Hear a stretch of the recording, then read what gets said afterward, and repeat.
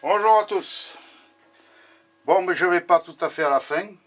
Comme vous avez pu voir, je suis pas loin de la fin, il faut dire. Bon, bref. Voilà ce que je voulais faire depuis longtemps.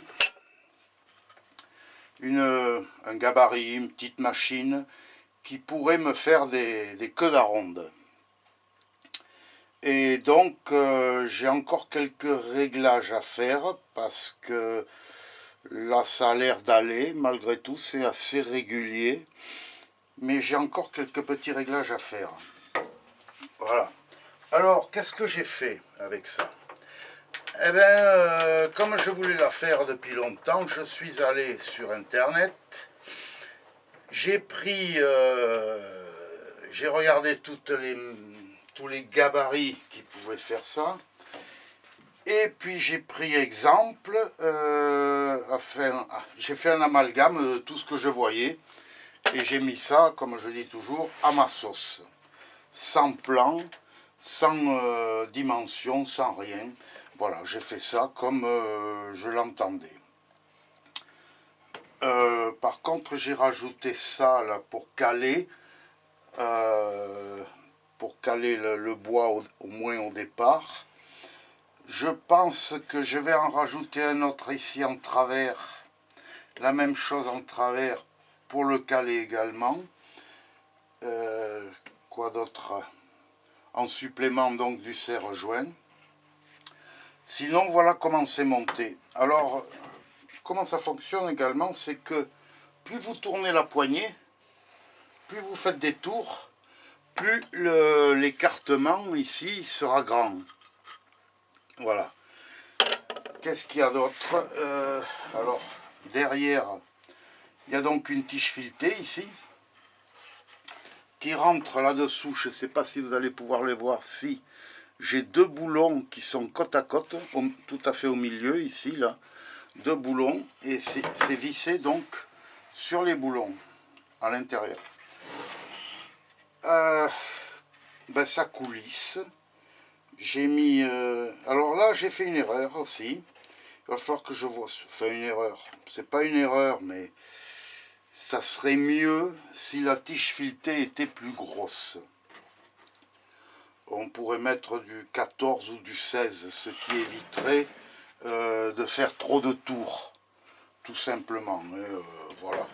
Mais sinon, ça va. Voilà. Alors, il y a une partie qui coulisse ici, sur cette chose-là derrière. Là, c'est bien calé. Également là, la partie là qui empêche que ça remonte. Les deux parties de côté pour mettre la tige filetée. Les boulons qui sont collés ensemble. Je ne sais pas si vous voyez la colle ici au milieu. C'est justement pour que ça fasse comme une vis sans fin, quoi. Hein. Voilà. Donc j'ai fait ça. Je suis assez content d'avoir réussi à le faire. Comme je vous dis, j'ai encore peut-être un peu de réglage à faire, mais enfin, c'est quand même assez régulier, comme vous pouvez voir. Voilà. Il suffit de faire l'autre partie, puis d'emboîter les deux. Voilà. Bon, ben écoutez, si vous avez des questions, quoi que ce soit, je suis à votre disposition. Alors dessous, il y a deux rails, bien sûr. Et deux rails aussi, comme ça, comme beaucoup de choses. Voilà. Et ça coulisse sans bouger. Ça ne bouge pas. Voilà, parce qu'il faut que ce soit quand même bien fixe pour pouvoir, quand vous poussez, là, il faut que ça soit bien droit. Sinon, vos queues d'aronde seraient de travers. Voilà, comme je vous dis, je vais voir à faire ici une cale comme là. Parce que celle-là, finalement, elle ne sert qu'au départ. L'autre servira tout du long. Tout du long de la coupe, tout le temps de la coupe. Ça sera mieux quand même. En cas que le bois bouge d'un côté ou de l'autre. Voilà. Alors là, pour cette cale, ben, qu'est-ce que j'ai fait ben, comme sur le reste, j'ai mis mes fameux boulons là. C'est rien de compliqué.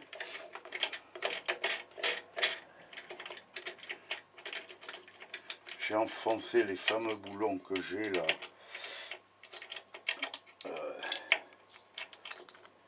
Les boulons qui se mettent à l'intérieur, là, qui n'ont pas de tête, qui n'ont rien.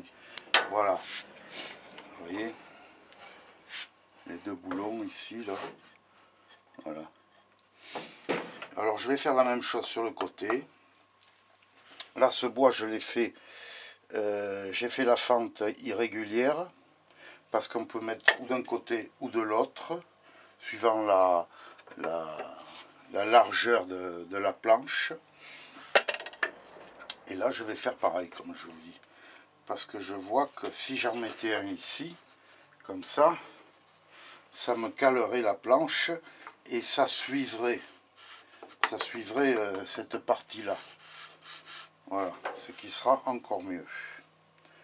Bon, ben écoutez, voilà, si vous avez des questions, quoi que ce soit, ben, je suis là. Allez, à plus, à bientôt. Bye bye.